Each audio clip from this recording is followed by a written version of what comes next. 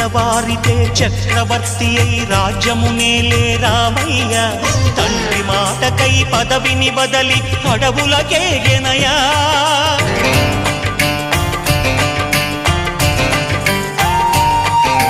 మహిలో జనులను కావగ వచ్చిన మహావిష్ణు అవతారమయ్య ఆలిని రక్కసుడపహరించితే ఆక్రోశించెనయా అసురుని త్రుంచి అమ్మను తెచ్చి అగ్ని పరీక్ష విధించెనయా సాగలి నిందకు సత్యము చాటగ కులసతినే విడనాడెనయ నా రాముని కష్టం లోకంలో ఎవరూ పడలేదయ్యా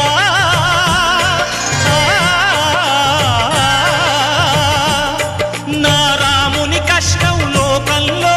ఎవరూ పడలేదయ్యా సత్యం ధర్మం త్యాగంలో అతనికి సరిలేరయ్యా